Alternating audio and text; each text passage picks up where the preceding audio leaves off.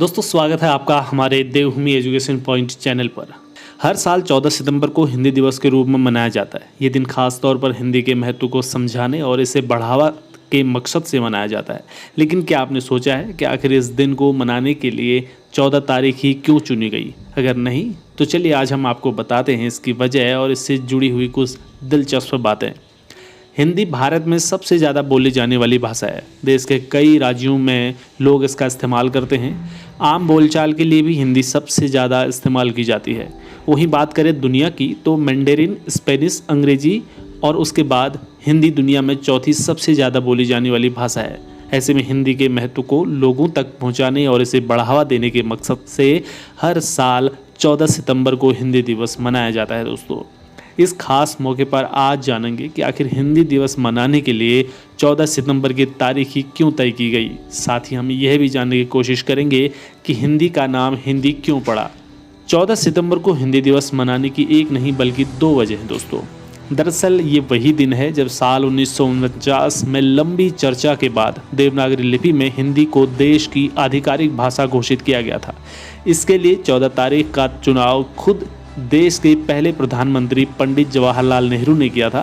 वहीं इस दिन को मनाने के पीछे एक और ख़ास वजह है जो एक मशहूर हिंदी कवि से जुड़ी हुई है। हिंदी दिवस को मनाने की शुरुआत पहली बार 1953 में राष्ट्रभाषा प्रचार समिति के सुझाव पर की गई थी। इस दिन को मनाने के पीछे का कारण हिंदी के महत्व को बढ़ाना तो था ही, लेकिन इसी दिन महान हिंदी कवि राजेंद्र सिंह की जयंती भी होती है।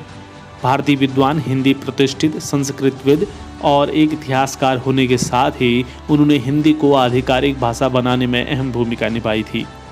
हिंदी का नाम हिंदी कैसे पड़ा? आप सभी हिंदी दिवस के इतिहास के बारे में तो जान चुके हैं, लेकिन क्या आप ये जानते हैं कि आखिर हिंदी भाषा का नाम हिंदी कैसे पड़ा? अगर नहीं तो चलिए आपको इसके बारे में भी बताते हैं। शायद भी आप जानते होंगे कि असल में हिंदी नाम खुद दूसरी भाषा से लिया गया है। फारसी शब्द हिंद से लिए गए हिंदी का नाम मतलब ये है कि सिंधु नदी की भूमि। 11वीं शताब्दी की शुरुआत में फारसी बोलने वाले लोगों ने सिंधु नदी के किनारे बोली जाने वाली भाषा को हिंदी का नाम दिया था। जैसा कि हमने आपको बताया कि सिर्फ भारत में ही सबसे ज़्यादा बोली जाने वाली भाषा हिंदी नहीं है, ये दुनिया भर में सबसे ज़्यादा बोली जाने वाली चौथी भाषा है। भारत के अलावा कई अन्य ऐसे देश हैं जहां लोग हिंदी भाषा का इस्तेमाल करते हैं।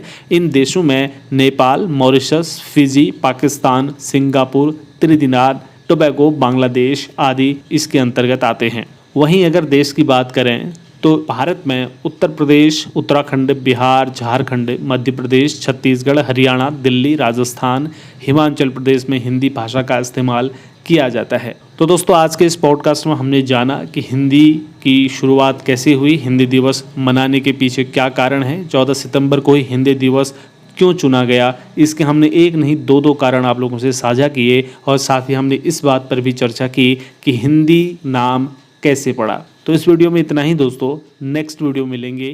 धन्यवाद, जय हिंद।